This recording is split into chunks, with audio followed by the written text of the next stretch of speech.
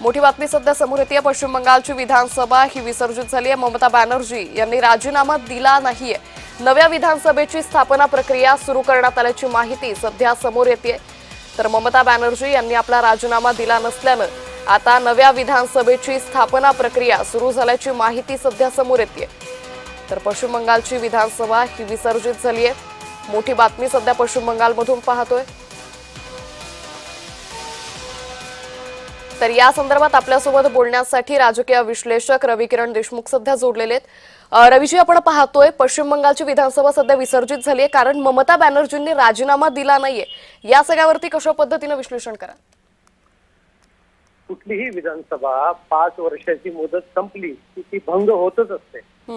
त्यामुळं ममता बॅनर्जी यांनी राजीनामा दिला काय नाही दिला काय, विधानसभा भंग होणं कुणीही टाळू शकत नाही। प्रत्येक विधानसभेची मुदत राज्यघटनेची तरतुदीनुसार ही 5 वर्ष असते आणि ही 5 वर्ष ज्या दिवशी नवीन सभागृह पहिल्यांदा भरेल त्या दिवसापासून 5 वर्ष पकडली जातात। त्यामुळं राज्यपालांनी त्यांच्याकडे गॅजेट नोटिफिकेशन येत असतं नियमानुसार। नवीन निर्वाचित जे आमदार असतात त्यांचं गॅजेट नोटिफिकेशन काढलं जातं आणि ते राज्यपालांना सादर केलं जातं।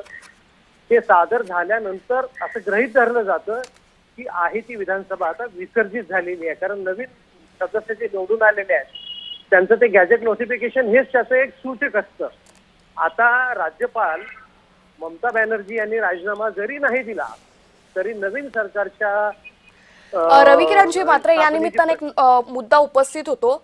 ममता बॅनर्जींनी जर आपलं निवास सोडलं नाही, शासकीय निवास सोडलं नाही, तर मात्र पुढे काय होईल? काही प्रॉब्लेम नाही, त्या राहू शकतात। तसंही आपल्याकडे बऱ्याचशा तरतुदी अशा आहेत की एखादं निवासस्थान शासकीय निवासस्थान सोडण्यासाठी काही दिवसांचा अवधी दिला जातो। समजा त्यांनी सोडायला नाही दिला, म्हणजे नकार दिला, तरी त्या काही दिवस राहतील। त्यानंतर त्यांना नियमानुसार तिथे जर आपल्या महाराष्ट्रात पद्धत आहे दंड लावला जातो।